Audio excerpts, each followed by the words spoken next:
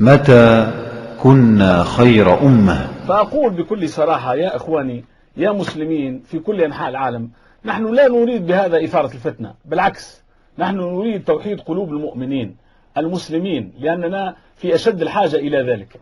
لكن أعفو علينا شوية في أن الصحابة رضي الله عنهم تعالى وأرضاهم إذا كانوا بالفعل هم مخلصين للإسلام، ولكن إذا كانوا عملوا في الإسلام وسبونها النكسات وهي الويلات وهالمشاكل اللي احنا وصلنا لها اليوم، كنا خير أمة أخرجت للناس، نصف اليوم أذل أمة وأحقر أمة وأجهل أمة وأفقر أمة. لماذا لا نتساءل شيء الأسباب؟ ما هي الأسباب؟ لماذا الناس لا تمشي؟ قل فسيروا في الأرض فانظروا، امشوا تفرجوا شوفوا العالم. يقول نحن أجهل أمة أحقر أمة، الآن كنتم خير أمة. الله يقول إذا متى كانت خير أمة؟ إنها زمن أصحاب النبي صلى الله عليه وسلم، حيث فتح الله البلاد للعباد سبحانه وتعالى. أولئك القوم الذين يدعي هؤلاء أن النبي صلى الله عليه وسلم فشل في تربيتهم 23 سنة صلوات الله وسلامه عليه. أولئك القوم الذين يكذبان الله تبارك وتعالى الذي قال لقد رضي الله عن المؤمنين إذ يبايعونك تحت الشجرة وكذب زورا. نبدأ في الآيات القرآنية اللي هم يأولوا فيها لقد رضي الله عن المؤمنين إذ يبايعونك، يعني رضي عنهم في ذلك الوقت، ولكن يغضب عليهم إذا عصوه. ربي ما عندوش حقوق غفران كما المسيحيين. والله رووا رواية على بني أمية، رووا رواية على عثمان، لأنه عثمان ما نقول ولا فضيلة.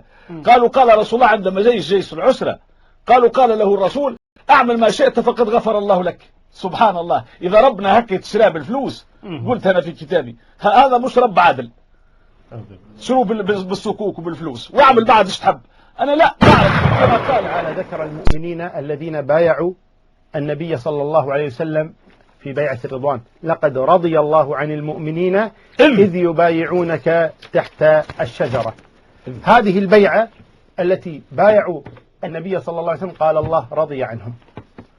الدكتور التيجاني لجهله لا يفرق بين رضا الله سبحانه وتعالى وبين تفضيل بني إسرائيل على من سبقهم. يقول كما رضي على المؤمنين إذن يغضب عليهم بعد ذلك. هذا لجهله، لأن الله تبارك وتعالى لا يعلمون قدره. الله سبحانه وتعالى لا يرضى إلا عن رضي سبحانه وتعالى، لأن الله يعلم الغيبة، يعلم ما كان وما يكون، كما يقولون هم في أئمتهم يعلمون ما كان وما يكون. نحن نقول هذا في الله جل وعلا وحده سبحانه. قل لا يعلم من في السماوات والأرض الغيب إلا الله سبحانه وتعالى. عندما قال الله لقد رضي الله عن المؤمنين إذا لن يسخط عليهم أبدا، ولذلك قال في الحديث أحل عليكم رضاي فلا أسخط عليكم أبدا. وقال جل وعلا للفقراء المهاجرين الذين أخرجوا من ديارهم وأموالهم يبتغون فضلا من الله ورضوانا وينصرون الله ورسوله أولئك هم الصادقون. هؤلاء هم أصحاب النبي. هذا خطاب الله لقد رضي الله عن المؤمنين إذ يبايعونك تحت الشجرة فعلم ما في قلوبهم فأنزل السكينة عليهم وأثابهم فتحا قريبا. السكينة عليهم وأثابهم فتحا قريبا. هؤلاء هم أصحاب النبي. هذا خطاب الله سبحانه وتعالى عن أصحاب محمد صلى الله عليه وآله وسلم، وذاك خطاب التيجاني. فمن نصدق؟ أن نصدق الله سبحانه وتعالى أم نصدق الأفاكين؟ إن الله جل وعلا إذا قال قولا فإنه صادق فيه جل وعلا.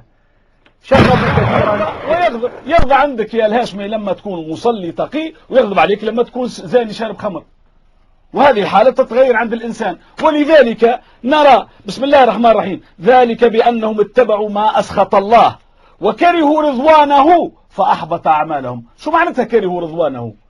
رضي عنهم ولكن لم يحمدوه ولم يشكروه، فاتبعوا ما أسخط الله فأحبط أعمالهم. ليش أحبط؟ لأنهم صادقين مسلمين متقين، أعمالهم كلهم شت في خبر كان عليه سبحانه وتعالى.